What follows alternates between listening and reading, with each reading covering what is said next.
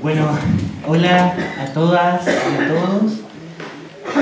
Darles la bienvenida, primero que todo, por estar hoy día acá en Londres 38, en el lanzamiento de este libro que además en una semana bien controvertida con respecto a lo que pasaba en el Congreso y lo que pasaba en el país en general, viene siendo una discusión necesaria también respecto a lo que estamos viviendo y a la conmemoración que estamos enfrentando por los 50 años del golpe de Estado.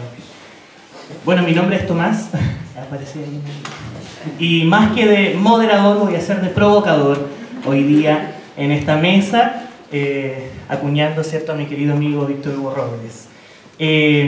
Antes de comenzar, queremos darle la palabra a Paulo Slachewski, excelente, director de LOM Ediciones.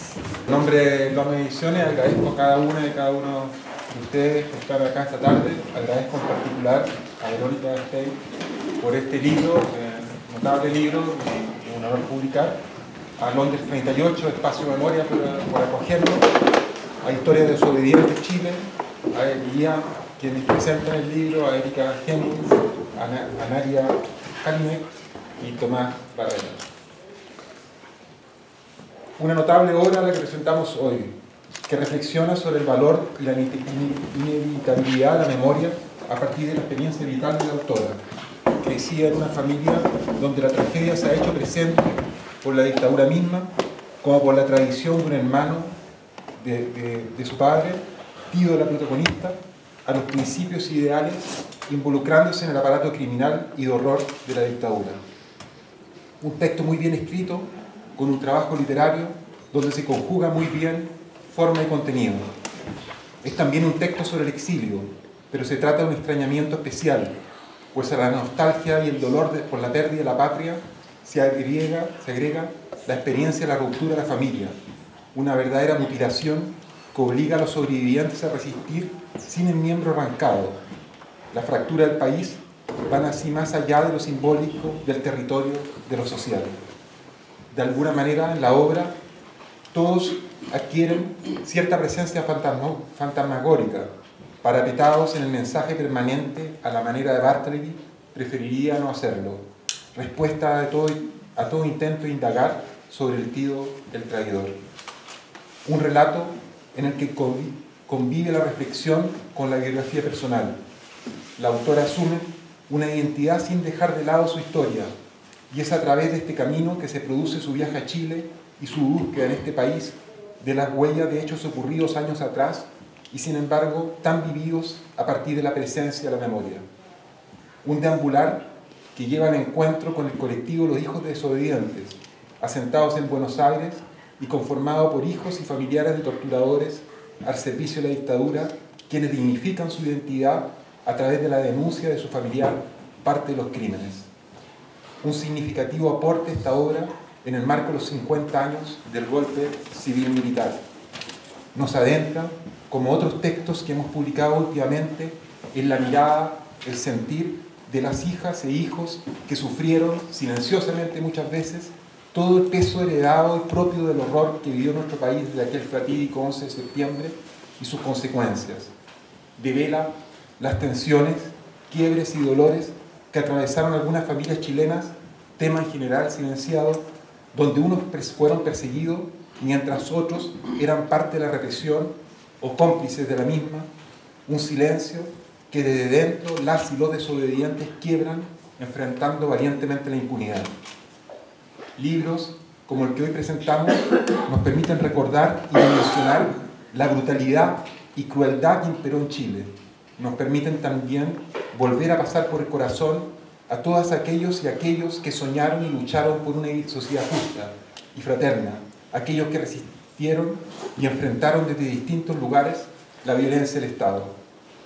Ayudan, desde la experiencia vital misma, a enfrentar el negacionismo que brota una vez más en la sociedad chilena.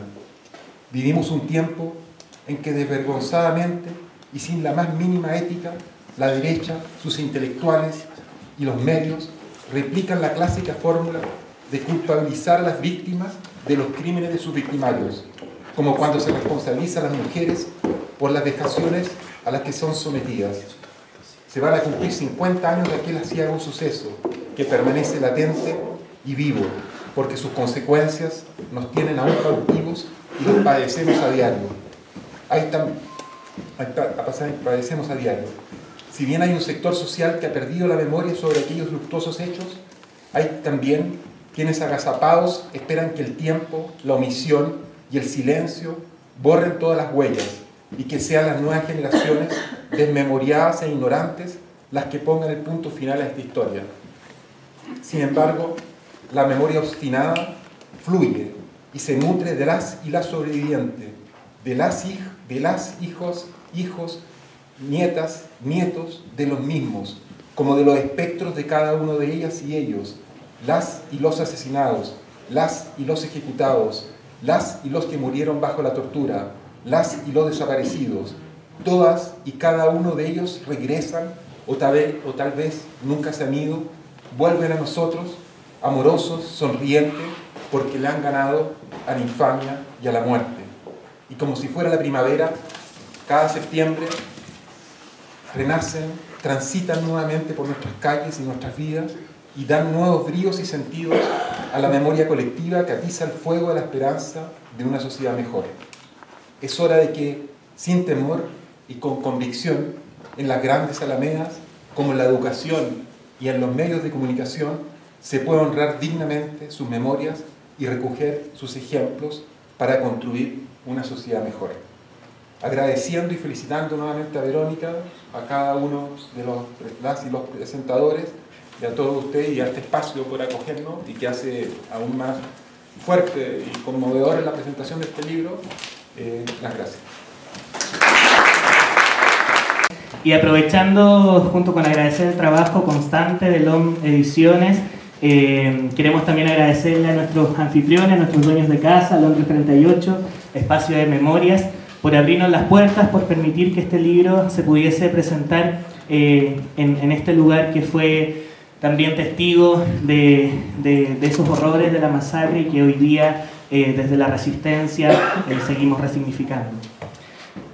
Y lo primero que tengo que decir, me voy a salir con todo el libreto, es que estoy al lado de tres tremendas compañeras y que un poco tengo que estar a la altura, entonces espero poder estar a la altura, así que me van a disculpar si me pongo nervioso, pero es parte de esta presentación también.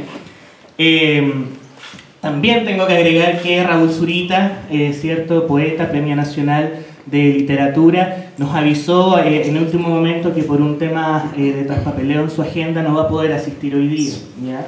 Mandó por supuesto todos los saludos y cariños respectivos. El libro de Verónica que hoy nos regala, como afirma la autora, el fin de la resaca, de haber vomitado la historia, como dice la princesa montonera, o de sobrevivir a la sobrevivencia, que para la segunda y tercera generación de la dictadura parece ser una constante. El libro de Verónica no nos entrega respuestas, más bien nos invita a realizar nuevas preguntas. En un mundo posmoderno, arrasado de tsunamis de incongruencias e incluso demencias colectivas, la llegada de esta resaca de la memoria es necesariamente volver a creer en una humanidad valiente, coherente y profunda. Es abrir la puerta a la esperanza de un país, un continente y un mundo honesto y de convicciones, a pesar de todos los dolores y horrores del pasado, pero también es un relato íntimo, en donde la autora se expone casi pornográficamente. El libro en sí mismo es una resaca que es difícil de procesar con solo una lectura, una resaca que no pasa con una sola aspirina. El libro me transmitió esa resaca. Lloré, vomité, tuve migraña a medida que la lectura me iba consumiendo en el relato. Verónica nos entrega luces y reflexiones que, en marco de la conmemoración de los 50 años del golpe de Estado en Chile, son nudos necesarios para destrabar. Los descendientes de torturadores salen del closet hace no tantos años y para las víctimas y sobrevivientes no ha sido fácil procesar esa salida de caverna que viene a irrumpir y a salpicar un poco más de la esperanza en la humanidad. Actualmente en Chile, el 70% de las personas que lo habitan no habían nacido para el golpe de Estado. Y este texto viene a entregar esos sentimientos, esos sentires, desde dos posiciones, desde dos trincheras diametralmente opuestas, pero que a su vez convergen en la desobediencia que tiene yo, personaje principal de la obra, por contar públicamente su historia, a pesar de los silencios de su padre y madre y su familia en general. No habían asumido y prefieren no hacerlo ese secreto a voces del que no se habla. Pero también la desobediencia a los crímenes que cometió su tío, que lamentablemente viene siendo uno de los criminales más famosos en Chile. En general, hablamos finalmente de una desobediencia de vida, como casualmente o quizá no tanto se titula el último libro de historias desobedientes publicado en Argentina y que como juego de palabras se opone a la obediencia de vida, argumento vil y mísero para quienes justifican sus acciones y participación en los crímenes de lesa humanidad. El libro, a su vez, es una invitación a pensar lo que le sucede a la segunda y tercera generación de la dictadura que por mucho tiempo intenté descifrar. La nostalgia que llevo conmigo es la nostalgia de alguien más, como también afirma la autora, cargando recuerdos que no me pertenecen, que son de alguien más. Rotundamente fracasé en esa búsqueda, pero Verónica salió victoriosa y fue así como llegó al término postmemoria, acuñado por la teórica cultural estadounidense Marian Hirsch para describir la relación que tienen los descendientes con las experiencias traumáticas que no vivieron directamente, pero que ayudaron a originar su identidad y su memoria colectiva. Nombrar la posmemoria implica también descifrarla a pesar de tener un carácter difuso. Difuso como la escritura inicial del libro de Verónica, que solo avanzando se logra comprender mejor. A su vez, el libro nos demuestra que la transmisión de la memoria la podemos entender como un mecanismo que viene a romper con los métodos tradicionalmente conocidos y que, como ya lo expresaba más arriba, tenía en directa correlación con la transmisión del relato. Ese relato del que era dueña Verónica y que, según el escrito, costó procesar y entender y quizás aún cuesta entenderlo. Bajo este sentido, la resaca de la memoria, en mi opinión, es efecto también de esa transmisión del relato, de esa memoria, de esas memorias que para el caso de los descendientes, sea cual sea el caso, se provoca a través del cuerpo. O como le llama Verónica, la inframemoria. Ver a la madre llorar, observar a la madre rechazar el afiche de Víctor Jara por el dolor que provoca, pero también con este padre escéptico, callado, casi sin mucha expresión como se refleja en el libro, es parte de esa transmisión que forjó la identidad de yo, de ellas, hija de sobreviviente y sobrina de victimario, y que solo con la lectura podemos ir destrabando. Para terminar, el libro de Verónica es un libro necesario, un libro importante.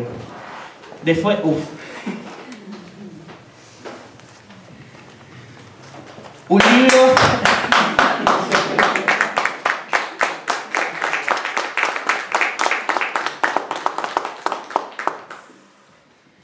libro importante que fuera de toda dimensión biográfica llegó para reconstruir con detalles inéditos aquellas historias del horror que tuvieron lugar en nuestro país durante la dictadura civil-militar.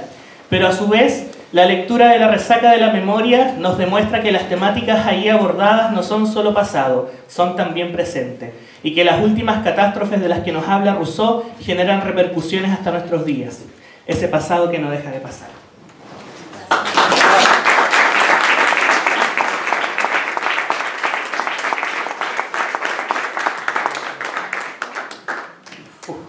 Y bueno, después de esto, quiero presentar a nuestra primera presentadora, comentadora. Analía Kalinek nació el 31 de octubre de 1979 en Córdoba. No saquemos cuentas, por favor. Es maestra... Es maestra, licenciada en Psicología y profesora de enseñanza media y superior en Psicología por la Universidad de Buenos Aires. A partir de asumir la condición de criminal de lesa humanidad de su padre, condenado a cadena perpetua en el año 2010, comenzó su militancia en defensa de los derechos humanos. Es integrante y miembro cofundadora del colectivo Historias Desobedientes, conformado por familiares de quienes tienen un vínculo filiatorio con genocidas y defienden las políticas de memoria, verdad y justicia. Fue la compiladora de Escritos Desobedientes, Marea 2018, y de Nosotros, Nosotras, Historias Desobedientes. El 2021 publicó su libro Llevaré su nombre por Marea Editorial, el cual recomiendo profundamente leerlo. Analía. Esto lo digo a título personal y en lo que tiene que ver también la historia de un país, ¿no? La historia de un país que sigue abriendo puertas en relación a cómo pensar su propia historia y sigue encontrando otros lugares de enunciación a través de los cuales narrarla, ¿no? El libro de Vero habla de eso y también habla de un momento histórico. Y pensando un poco y conmoviéndome también con Tommy, que también el lugar, digamos, donde vos también contás es conmovedor, no puedo dejar de pensar en ese 2017, 2018, cuando Historia de Sobeyentes eran Pepe y Vito. Historia de Sobeyentes Chile en realidad no existía, se suman al movimiento en Argentina. El movimiento de Historia de Sobeyentes nace en 2017, es un movimiento relativamente nuevo, que tiene que ver también con un proceso de reconstrucción de la propia historia que pudimos hacer los familiares de genocidas a partir de los juicios que se inician durante el gobierno de Néstor y de Cristina Kirchner, y que nos permite a muchas hijas y muchos hijos poder hacernos esa pregunta de por qué papá está preso, ¿no? Que de otra manera nunca lo hubiésemos podido hacer, y a partir de ahí, de los juicios orales y públicos, el juzgamiento y de las posteriores condenas a personas que, como mi papá, habían participado en crímenes tan horrendos como miembros de las Fuerzas Armadas y de Seguridad, que habían estado impunes durante tantos años, que o casualidad fueron mis años de infancia y de adolescencia. A partir de esas políticas de memoria que se llevaron adelante en la Argentina, no casualmente surge ahí un movimiento de esta naturaleza que no tiene precedentes.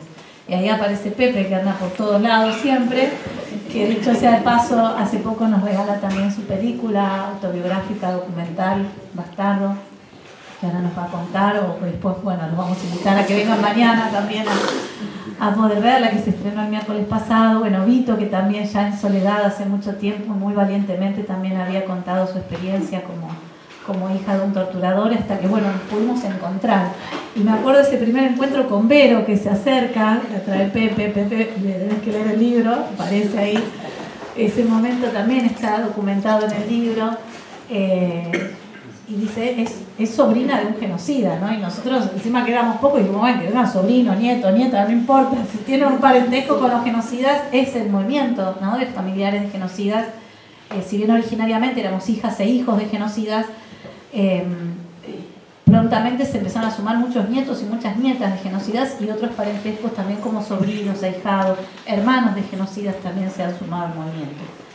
Y me acuerdo de Vero ahí diciendo, yo me sumo, pero colaboro de manera anónima, nunca voy a poder hablar públicamente, nos decía Vero, porque mi historia no me lo permite, además soy muy vergonzosa. Al poco tiempo ya era la vocera de Historia de Sobeyentes Chile, que estaban fundando un movimiento hermano, lo cual también nos llena de orgullo. Hoy Historia de Sobeyentes existe en Argentina, en Chile, en Uruguay, en Paraguay. Hay indicios también de una Historia de Sobeyentes en Brasil, y ahora en noviembre vamos a estar viajando a España porque se está también formando una Historia de Sobeyentes en España, y en Alemania ya estamos en contacto con descendientes de nazis, que es un movimiento que lo que hace es defender los derechos humanos y que va a contrapelo de todo el movimiento ideológico que nos quisieron inculcar en nuestras familias. Así que para mí es un honor estar hoy acá en Chile también acompañando este momento de Vero y del colectivo también de Historia de Sobeyentes Chile, no solamente como integrante de Historia de Sobeyentes, sino también como amiga y con un vínculo muy entrañable que hemos también desarrollado con Vero. Y a mí me gusta hablar, no sé si se le nota, pero a riesgo de a lo mejor de olvidarme de decir algo, excepcionalmente escribí lo que quiero decir acerca del libro de Vero, así que me voy a tomar la licencia de leerlo en vez de decirlo espontáneamente. Pensando en qué decirte, Vero, en este momento, presentando tu libro, me venía a la mente recurrentemente otro libro que yo usaba en mi práctica docente, que se llama Maniática de la Explicación, de Adriana Falcao, una autora brasilera que publica su libro por una editorial mexicana. Y el cuento dice que había una vez una niña a la que le gustaba inventar una explicación para cada cosa. Y ahí se me parecía mucho a vos, que todo el tiempo estás queriendo explicar. Y en tu libro, donde todo el tiempo estás buscando, estás intentando y estás queriendo explicar lo que pasa, lo que te pasa, lo que nos pasa. Explicación, dice este libro, es una frase que se considera más importante que las palabras. Pero en el diccionario, explicación es un conjunto de enunciados orales o escritos con los que se explica una cosa. La Real Academia Española tiene dos acepciones al verbo explicar y dice que explicar es hacer conocer o comprender una cosa a alguien de manera clara y precisa. Y en su segunda acepción dice que es hacer conocer la razón o la causa de ciertas cosas. Y ahí vos en tu libro vas explicándote y explicándonos lo que pasa, lo que te pasa, lo que nos pasó. Es interesante porque vos vas tomando incluso explicaciones que se fueron dando y también vas explicando esas otras explicaciones. Por eso lo de maniática de la explicación me parece que se me ponía. Todo eso hace tu libro y nos ayuda un montón a seguir pensando.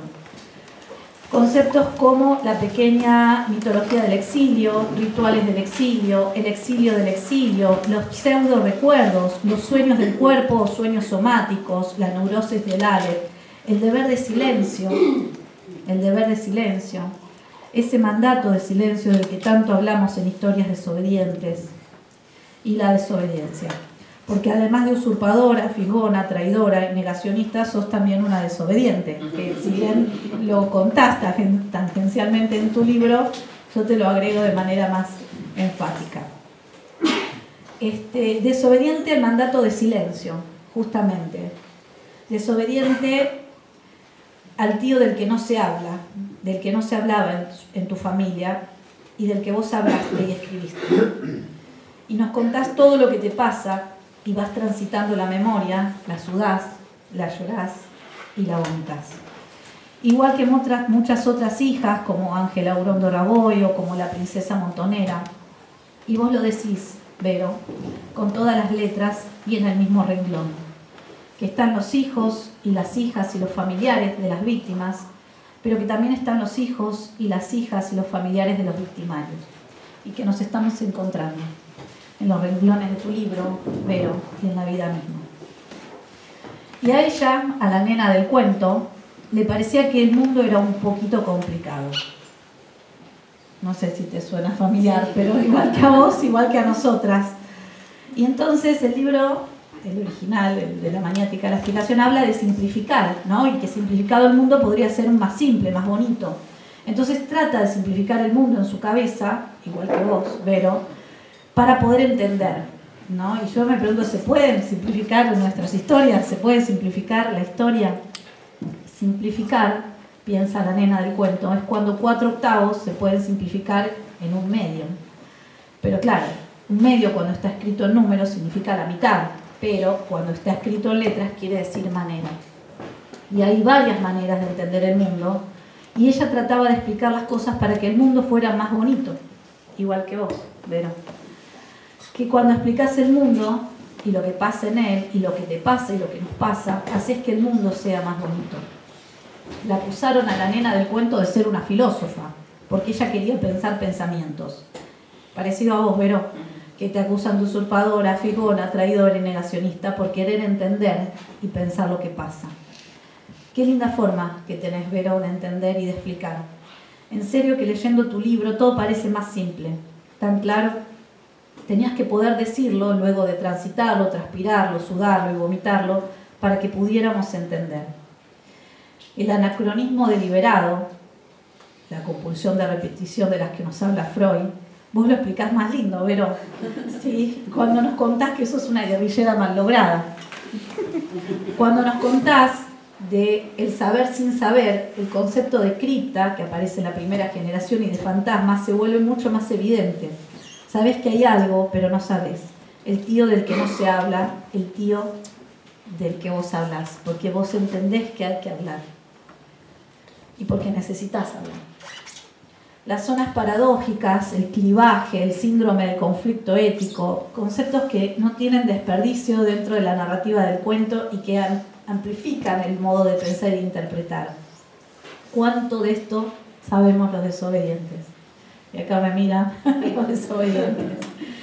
Y vos más que todos, Vero, que venís escuchando desde hace años todas nuestras historias, nuestras contradicciones, nuestros conflictos. Gracias, Vero, por explicarlo, por contarlo y por acompañarnos. Y acá quiero hacer una salvedad, que los libros de Historias desobedientes, que ya tenemos 3 libros publicados colectivamente, todos los compiló Vero. Yo aparezco como compiladora porque firmaba el contrato. Porque todavía no existía la persona jurídica y bueno, y aparte fueron editoriales argentinas, pero la que los compiló, la que los editó, la que hizo todo el trabajo fue siempre Verónica. Y eso también la fue nutriendo de un saber específico acerca de los modos de pensar, los modos de elaborar, los modos de contar nuestras historias de los familiares de genocidas. Y que es un saber que ella después nos devuelve, digamos, en sus reflexiones, en un taller literario que coordina hace ya ¿cuántos años? Hace 2 años, y que bueno, el producto de ese taller es nuestro último libro. Digo, hay un montón de trabajo que todo el tiempo se va retroalimentando y donde Vero es un pilar muy importante dentro de la construcción que vamos haciendo en el colectivo. También el libro, también, como si fuera poco, nos echa luz acerca de las estrategias negacionistas. Esas con las cuales muchos nos sentamos a la mesa. La reinterpretación de los hechos, la mentira deliberada, la justificación de lo injustificable, la banalización, y yo le agregaría la victimización del victimario. Todas reflexiones que Vero va incorporando en su relato de manera clara, a partir del encuentro con este tío del que no se habla, a partir de lecturas que va haciendo, a partir de los testimonios que vamos narrando en Historia Desobedientes. Usurpadora, fisgona, traidora, negacionista. Y ese oxímoron ambulante, al que también hace referencia, ¿no? Tan legítima, tan inteligentemente fisgona y curiosa, tan sabia y tan curiosa, tan linda, tan bella, tan leal a vos misma, tan genuina, tan sabiamente traidora a los mandatos de silencio, tan equilibrista entre las zonas grises que nos impone la historia, tan luminosa y tan colorida, tan chiquita y tan grande, tan incansable, tan sonriente siempre y tan llorona, tan atrevida y tan divertida. Gracias, Vero. Gracias por esta historia que nos compartís. Gracias por el camino que hiciste y que tan generosa y honestamente nos regalás en este libro. Gracias por poner toda tu ternura y todas tus reflexiones a disposición para que podamos seguir pensando nuestras historias y para que podamos seguir pensando la historia. Gracias por ser tan valiente, Vero, por asumir tu nombre con toda tu historia y con todas sus insuficiencias. Gracias, Vero, en nombre de todas y todos los desobedientes. Y yo agrego que el libro es casi tan lindo como Vero. Es como tener a Vero hecho libro. Gracias, Vero. Gracias.